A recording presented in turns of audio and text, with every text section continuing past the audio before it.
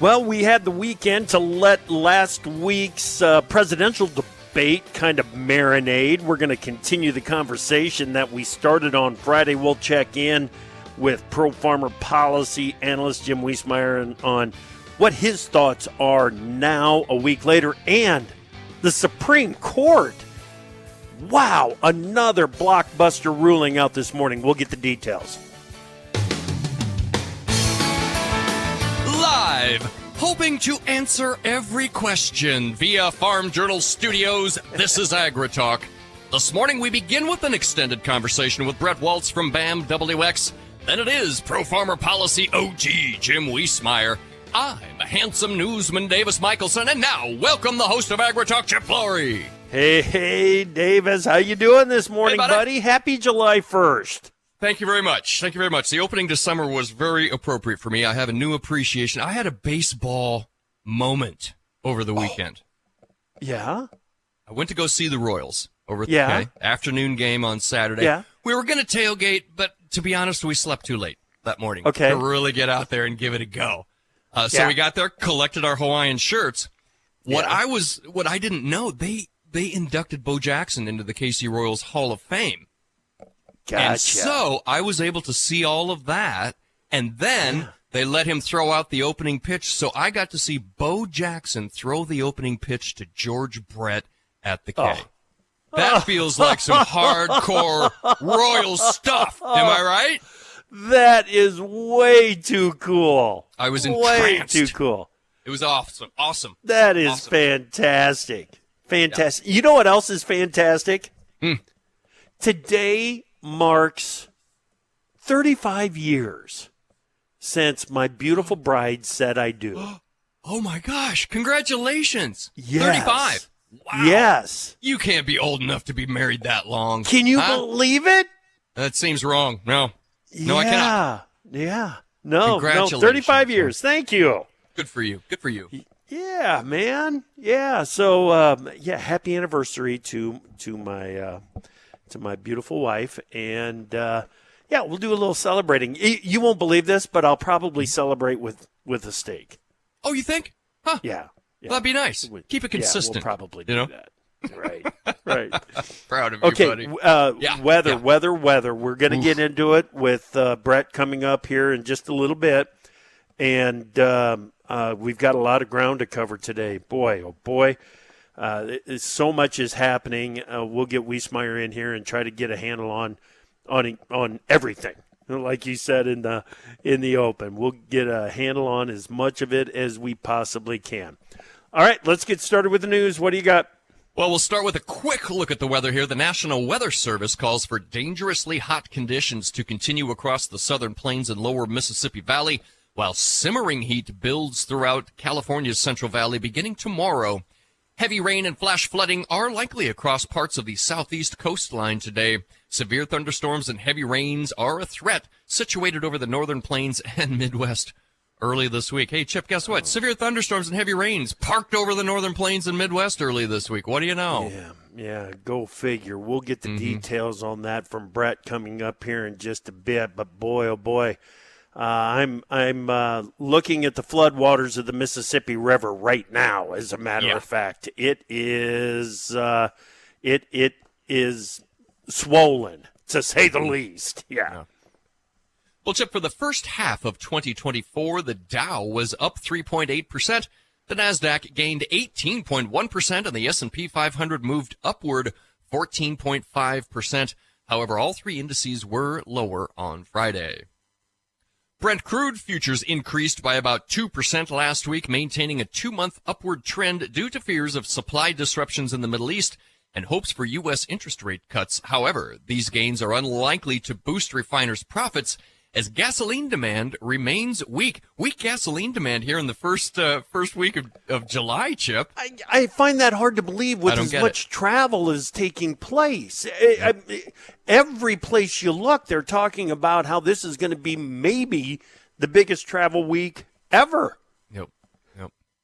Well, lumber prices have tumbled into building season as a sign that the residential construction market is buckling under high borrowing costs. Lumber futures prices have fallen 27% since March, while wood has piled up and pushed cash prices even lower. Man, remember talking about the rally in lumber prices that we saw? Now it looks like it's taking it all back, Chip. Yeah, and the new housing starts has got to have something to do with it. It's just it's a slow market out there right now. There's no question. All right, I'm going to take a swing at this, Chip, but we'll have Jim Wiesemeyer to clean up my mess here if we need. The Supreme Court on Friday, in a 6-3 ruling along ideological lines, overturned Chevron and handed authority back to Congress and the courts. The Supreme Court's decision to overturn the Chevron doctrine impacts the power of federal agencies like the EPA to issue regulations. The Chevron doctrine previously allowed agencies to interpret vague laws. Overturning the doctrine shifts more responsibility to Congress to directly address policy issues with new laws, also gives judges broader authority to rein in regulators when they exceed their authority. Right. This has been a theme of this Supreme Court, basically telling Congress, do what you're supposed to do. Yep. If you're going to make rules and laws and regulations, you need to spell it out. Don't leave it up to Michael Regan at EPA to interpret what it's supposed to mean. Well, yeah, and for example, a broad overarching example might be, we want to be carbon neutral by 2030. Okay, right. Great. We can pass that in Congress, I guess. Now EPA's got to sort it out and make it happen? Right. Crazy. Anywho, Crazy. Yes. Give me one more. Yes, an FDA study released Friday confirmed commonly used pasteurization time and temperature requirements are effective at inactivating the avian influenza virus in milk products. Translation, pasteurization works on milk. Yep. Yes. Yep. Yeah. Surprise, surprise. Well, good. All right. Thank you so much, Davis. Let's bring in Bret Walts, BAMWX.com. Good morning, Bret. Hey, good morning, Chip. Hey, how you doing today, man? Pretty good. It is going to be a busy week, though, weather-wise. Yeah, exactly. Big Apple Joe was talking about how cool it was in the Great Lakes area to start. There were some record lows set overnight, weren't there? Yeah, there were across parts of Illinois and Indiana. I think it got down here at the office to 52 degrees. It was cold. I had a jacket on this morning. And certainly rare for the first day of July to have such cool temperatures. In fact, I think one station in central Illinois broke their all-time record low July temperature. So pretty crazy there. Yeah, it certainly is. Certainly is. In the meantime, some parts of the country are just burning up, aren't they? Yeah, the Southern Plains, and I think we talked about this a little bit last week, the Southern Plains are going to be really hot, especially through the 4th of July. That's an area widespread upper 90s to 100s. I think I saw this weekend heat index in Tulsa was like 120 degrees. Dangerous heat continues through those areas the next several days. Yeah, it's absolutely crazy. Okay, Bret, stay there. We're going to continue this conversation, and we got Beryl to talk about. Am I saying it right? Hurricane Beryl? Beryl. Okay. I'll go with Close Beryl. enough. Yeah. Thanks. Okay, Bret's going to be right back with us. We're going to continue the conversation. We've got this big transition in the overall pattern happening back to a La Nina. We'll find out what that means for our summer growing conditions next.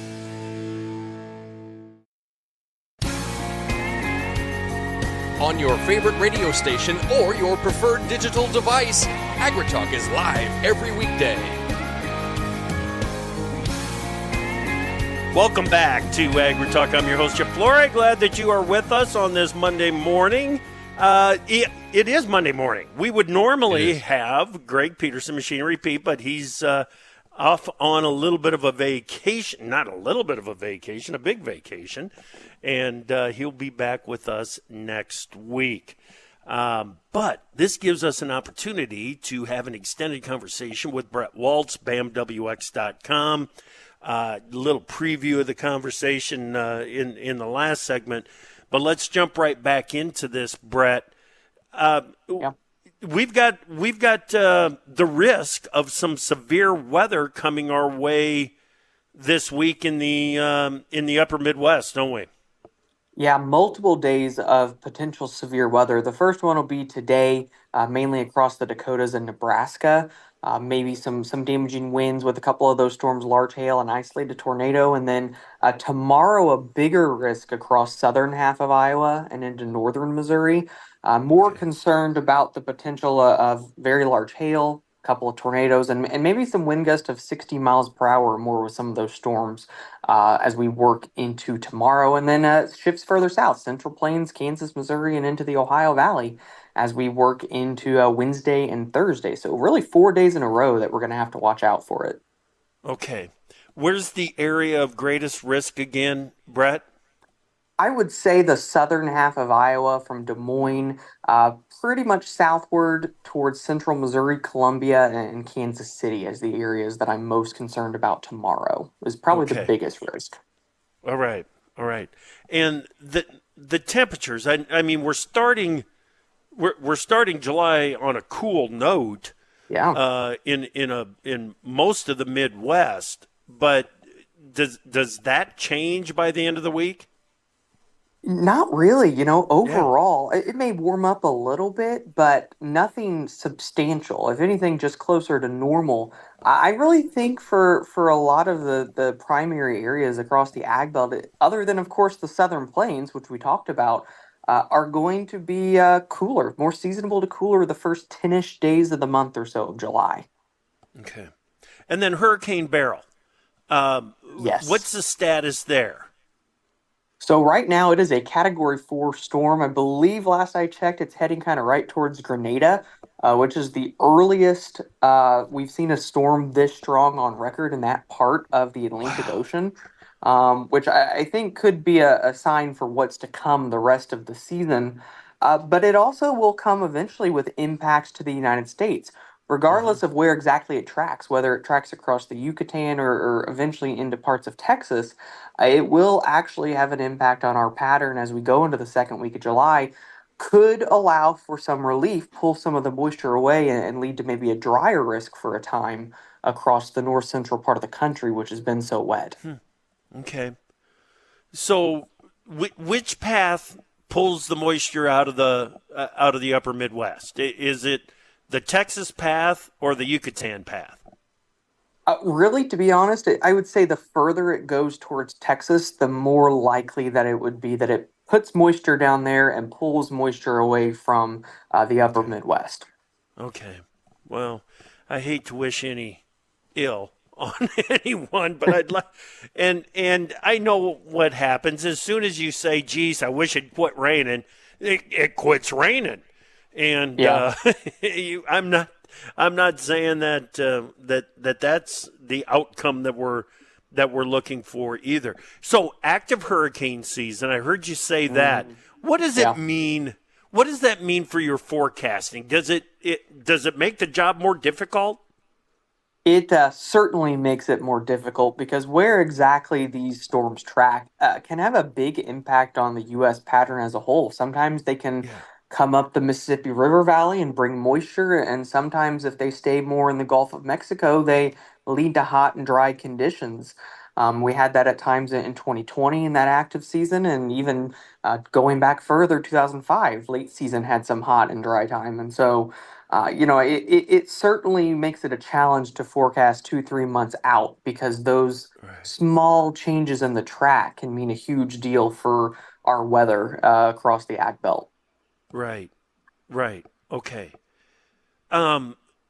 What What do you? What does it mean that we've got this category 4, the earliest Hmm. ever for Yeah. this strong of a storm? What is that telling you? Well, it tells me that the Atlantic Ocean and the Gulf of Mexico is going to be open for business as we work into the peak climatology of hurricane season. We're not even there yet. It's hurricane season, right? But it really doesn't ramp up normally till August and September.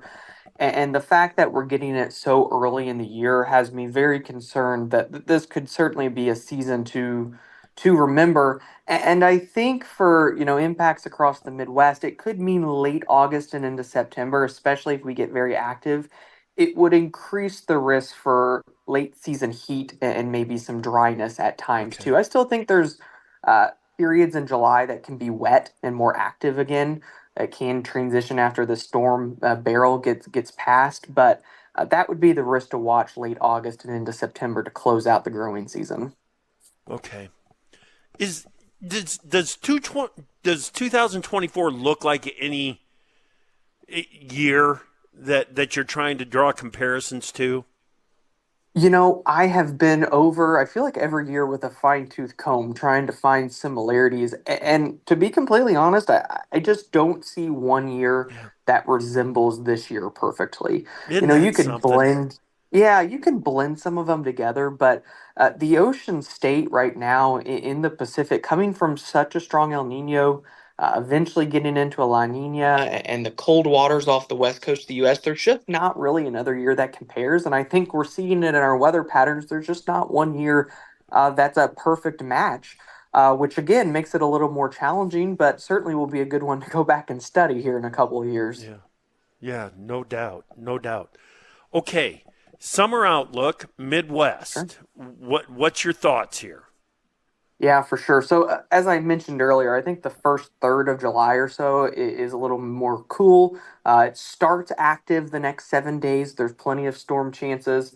I think by mid-July, we start to heat up again. I think that above Okay. normal temperatures return. And I think the last third, 10 to 15 days of July can be a little bit more active, not dissimilar from how June went. It started cooler, a little drier, and then it transitioned to a little warmer and more active the back half of June. I think July can be similar. And I think August starts out on a similar note that can be a little warmer as a whole and more active. Then you get into the heart of hurricane season, and I think the end of the season could be a little hotter, a little drier as a whole. Okay. All right. You've mentioned it a couple of times, this transition to La Nina. Yeah. What is the status update there? Yeah, so if anything, it's slowed a little bit. The signals for more of a moderate to strong La Nina have backed off, so looking more like a weak La Nina right now, Hmm. which actually features some of the most active hurricane seasons, believe it or not. Normally, the ones that are a little slower are actually even a little bit more robust. Again, 2020 and 2005 are good examples of that. I would still anticipate by the time we get into fall and into winter, we're in a La Nina state. I don't think that that's changed, though. Right. Okay. All right. You got a webinar coming up this week, don't you? We actually, what we have is on our YouTube page. What I wanted to mention is that every week on our YouTube page, we've been putting out weather updates for the ag belts specifically, and where we talk about analogs and similar years from a yield perspective. It's called weather yield. So I just wanted to throw that out there. If people want a free forecast, Michael does the discussion every Wednesday morning on our YouTube page. It's just BAMWX.com is the YouTube page. Be a good place to get a free forecast for the pattern ahead. Okay. All right. Very good. Very good. But here we are. We are getting July started. It's a little bit cooler. We've got this transition that's taking place, and I don't hear a red flag. I mean, I get it that we could turn warmer in the second half, but I don't hear a red flag from you, Bret. No, I don't see major issues right now. Obviously, there's some spots that have been maybe too wet, some of the flooding Yep. issues up there. Yep. But this dry stretch coming up should help a little bit with that. And so I really don't see major concerns. I think the Southern Plains can still be hot. That's maybe the one area, but they may get some moisture from Beryl. So all things considered, it's not terrible for sure. It's pretty decent. Yep. Gotcha. All right. Well, Bret, thank you so much for joining us this morning. Thank you so much for joining us every Monday morning. We sure appreciate all your efforts and your willingness to come on here and share what you guys know. Thank you. Thank you. I love coming on. I appreciate you all having me. All right. Excellent.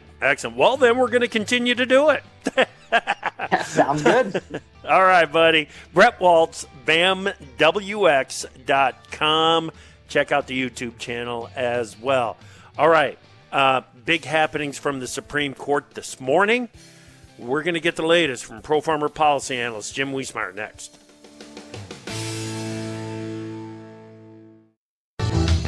Time for Markets Now with the experts from Pro Farmer. Joining us now, Pro Farmer editor Brian Grady. Beej, let's go to the wheat market. We've got some solid gains there. What's happening? Yeah, corrective in nature, Chip, and so working, like you said, solidly to the upside. Double-digit gains in SRW and spring wheat futures right now. The HRW contracts are lagging that just a little bit, but definitely a positive morning of trade across the wheat complex, and that's helping to, I guess, settle the seller interest just a little bit in the corn market, though corn continues to trade a penny or two to the downside on follow-through after Friday's bearish numbers that we got on June 1 stocks and the acreage. Yeah, we need a bit of a recovery after what happened to that market on Friday. Good grief. That was something to see. Soy complex is mixed, but this bean oil market is really putting on a performance to start the week. Yeah, strong gains in soy oil, like you mentioned, which is helping soybeans. And soybeans have traded, both sides have unchanged here to open the week. But currently moving to the upside a little bit. August is showing the most strength, up about 7 cents here at mid-morning. Soy meal, it's been under pressure, but we're starting to see the front end of that market tick up just a little bit. Okay. Take us over to the livestock trade. We've got live cattle and feeder cattle under pressure. Yeah, so the seller interest has built here through mid-morning, now moderately to sharply lower, and I think the expectation is that cash strength that we've seen here recently and the product market strength that we've seen is probably coming to an end soon. Typically, after we get past the 4th of July, beef demand wanes as we get into the hotter months of the summertime, and so that's the expectation there. Excellent. Thank you, Brian.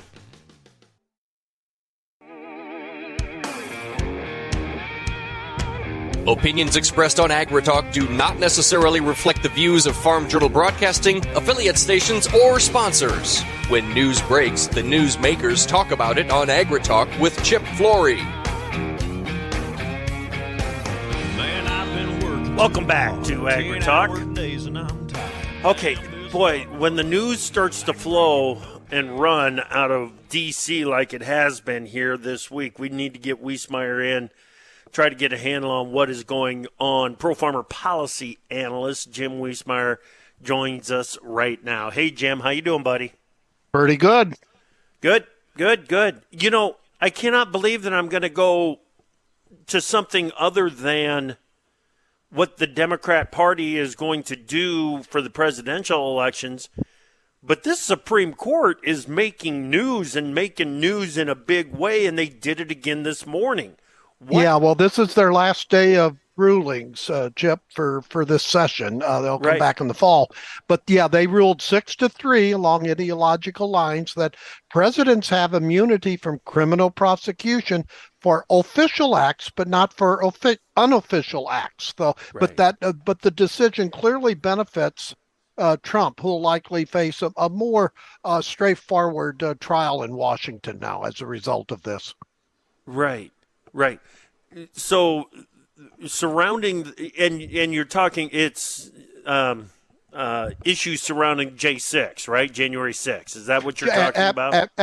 Absolutely. And for future presidents. I mean, this is a clear more than a signal. It's a ruling that presidents have immunity from official acts. Now, you'll quibble on what's an official and what's an unofficial act, and that'll be challenged in court as well. But still, this will delay any January 6th related trial on this purposes. Some of those will be thrown out because they were clearly official acts. The other ones may be up to a court to decide. Right. But it does delay things until after the election, correct? It would appear to so. No, it's not concrete, but I would think so. Absolutely. Right. How's that changed the tone of things, Jim? Well, it lets in this case former President Trump focus on the issues, and then he'll get his sentence. Remember, for the New York case on July the 11th. So that's something that he'll have to go through as well. Yeah, and that sentence is going to be determined by the judge. Correct? Yes. So we'll see if it's going to be a harsh one. Now you can appeal it, and then you can delay some of that as well. Right. Okay. This Supreme Court, Jim, I mean, they've been leaving their mark, but this is this is impressive what this Supreme Court is doing. They're setting rules and clarity that's going to be in place for generations. Well, they haven't shied away from controversial cases like prior Supreme Courts have done for actually decades, Chip. And now they punted on a few sensitive issues, but some of these are very major, as we saw last week on the SCOTUS ruling on the Chevron deference. Sure. That major, other than the political case today, that was more politics. The substantive policy issue, clearly to me, was the Chevron deference case. That did away with 40 years of interpretation by the U.S. government agencies, and it's going to impact agriculture for sure. Both the ag regulations, farm bill regulations on the rules, Chip, EPA, renewable fuel standard program. So it's going to the courts should really decide interpretations, not the government. That's clear now. Yeah. Now, does this the Chevron ruling? Is it a message to lawmakers, to Congress, to be more specific in your lawmaking and your rulemaking, or does this just open the door for more court cases in the future? Well, both actually. If they're not persnickety, you'll always have a judicial review, Chip. Right. But yeah, legislatures and their staff, really the staff does the work.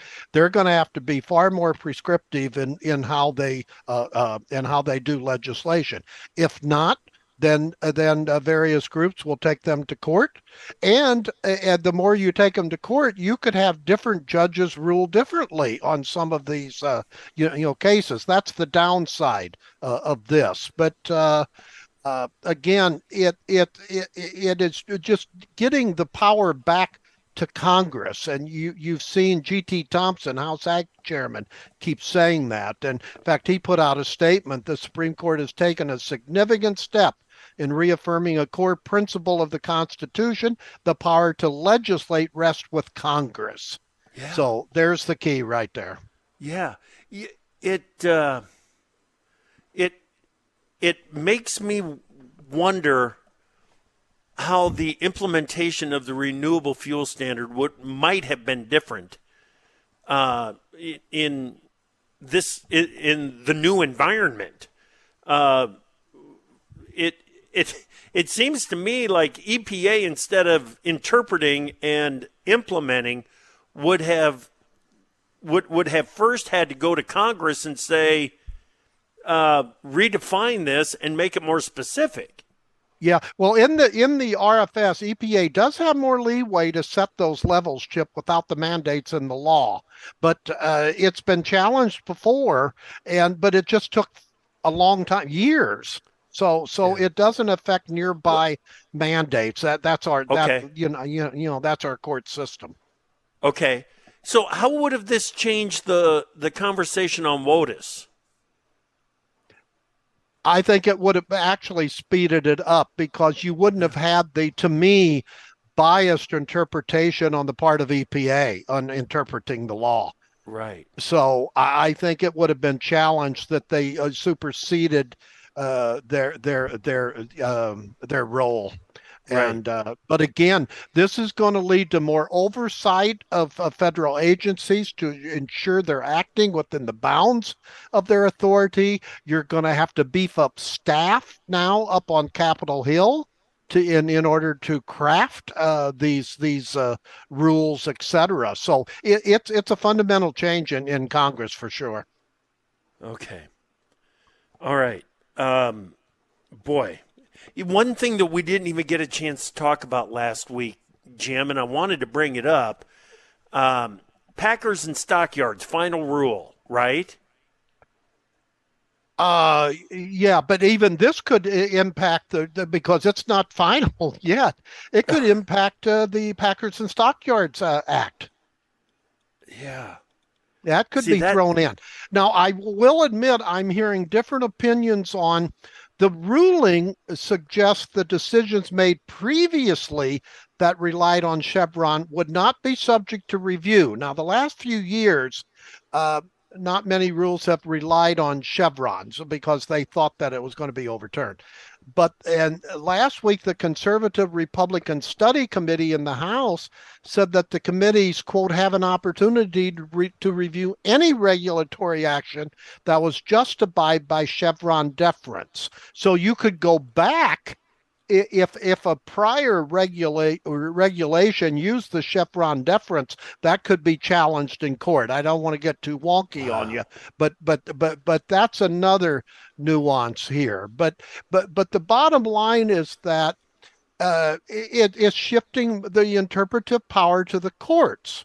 Now, again, that could lead to inconsistent rulings, increased litigation, but it's still perceived to be better than a government agency, because that's not really their job. Their job is to implement, not to interpret.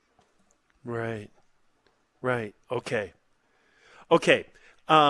Before we get on to we're going to save the conversation about President Biden for the next segment here, Jim. Mm-hmm. We last week talked about the permit that the Iowa Utility Board granted to Summit Carbon Solutions, and you've got an item in your update this morning about Pennsylvania landowners, and there could be carbon sequestration against what's the situation?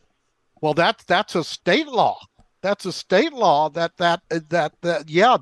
they I think 6 out of 10 of this citizens will be impacted, Chip, on this one. But again, this is a state ruling here. I think you're going to see more and more of this one. But again, it just that the 6 and 10, that's how many landowners would be required to give the consent for the carbon dioxide to be pumped under their properties. And that's their proposed carbon capture bill. It's winding its way through the Pennsylvania state legislature. Something to watch, because other states could follow. Oh, there's going to be, boy, you want to talk about court challenges. Yes. That seems ripe for court challenges, doesn't it? Yeah. But again, the dilemma, as you well know, and we've talked about it before on AgriTalk, you need a pipeline in order to implement the next moves for the biofuel, renewable fuel, renewable diesel, et cetera. You especially sustainable aviation fuel. You need pipelines. Yeah. And that's if we continue down the path that we are on right now. And a lot of that is going to be determined by who is the next president of the United States. And boy, the debate was kind of a shocker to a lot of people last week. I don't know if we were all that surprised, but there it was. Jim said he needed 24 hours to tell us if President Biden was going to stay on the ticket or not. We've given him more than that. We'll find out what Jim thinks next.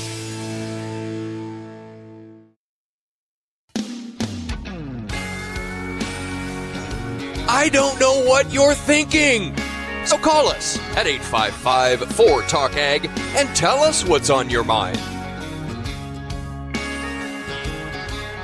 Super psyched to be here with you this morning on a Monday morning. We've got Jim Wiesemeyer sticking around. It's me, your pal, Davis Michelson, and Chip Flory is somewhere. I'm trying, man. There he is. Yes, that counts as somewhere, yeah. Chip. Go ahead, buddy. All right. Sounds good. Yeah, welcome back. We're in the middle of a conversation with Jim Wiesemeyer, Pro Farmer Policy Analyst. Okay, Jim, you said on Friday that you needed 24 hours to really see how things shook out surrounding President Biden's performance in in Thursday night's debate. What are your thoughts now? Here we are on Monday morning. What are your thoughts? Well, he had 24 hours to stem the free fall from a 90-minute debate, and it appears he did it so far, Chip. Not only did his family, support him, especially his wife, Jill. She's the main person there, but he's pretty defiant. Speaking of the president, and then over the weekend you had him campaign in Raleigh, North Carolina, again with a teleprompter, but far more energetic. Of course, he can read, etc. He had the stamina that he didn't have Thursday. And then you had the Democratic Party leaders, Obama, Clinton, and others, Nancy Pelosi, come out and support him as well. So the next step we got to look at, Chip, is about 2 weeks from now, the solid polls will come out, and we'll see whether or not Trump has expanded in any of his lead, not only nationally, but in particular those 6 or 7 key states. But the White House has already tempered that one, because they said even if it did show that, that'll just be the the bedwetting on the part of the media, etc. So they're already having to have an inoculation on that possibility. And bottom line, I asked over the weekend, I was in Napa Valley, and David Wasserman of the Cook Political Report was there, and I asked him what he thought, whether or not Biden would withdraw, and he said no. He just don't. He thinks he will not withdraw. Really? No.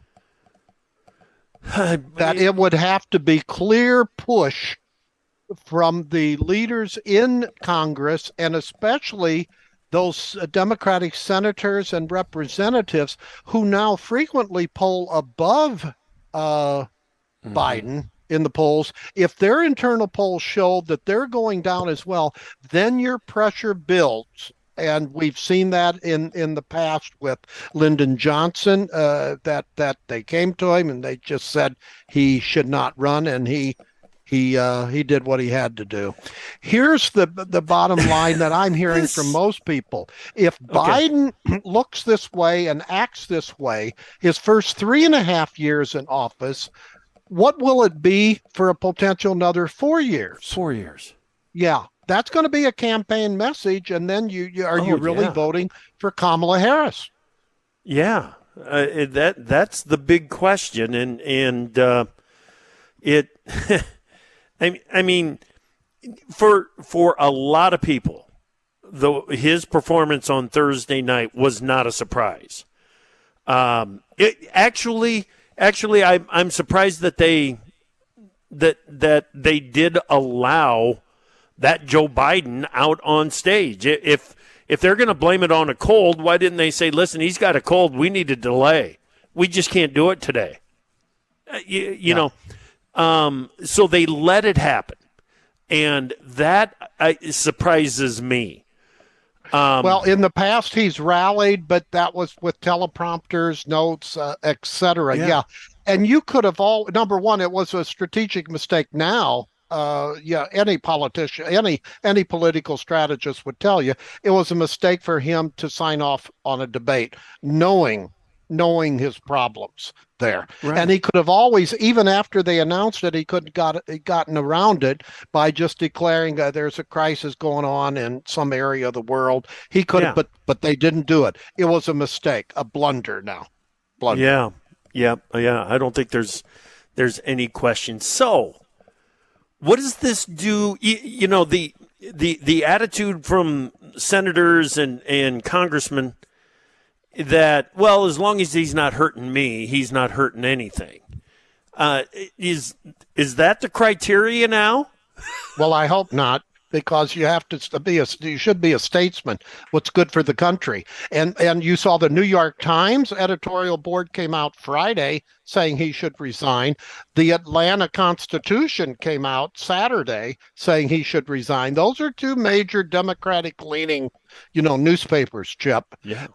And that was part of the crescendo, but then he had his allies rally around him. But those polls are going to put significant pressure if indeed it shows Trump gaining. There's some people say that it'll help the third party candidates more because you'll still have your never Trumpers out there. But I think we'll let let's let the polls tell us in a couple of weeks. Yeah, what is the reaction from RFK Jr. Ben?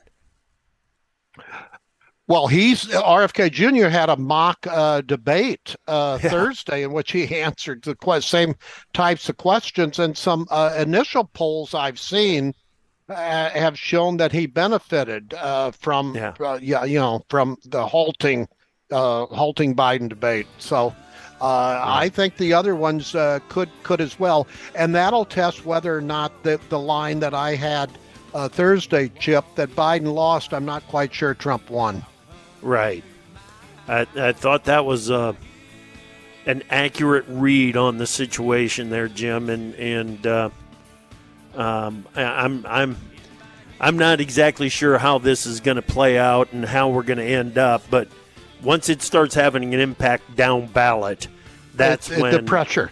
Yeah, that's when the pressure may build. I did ask David Wasserman if Biden did withdraw, who would he think would be the Democratic nominees?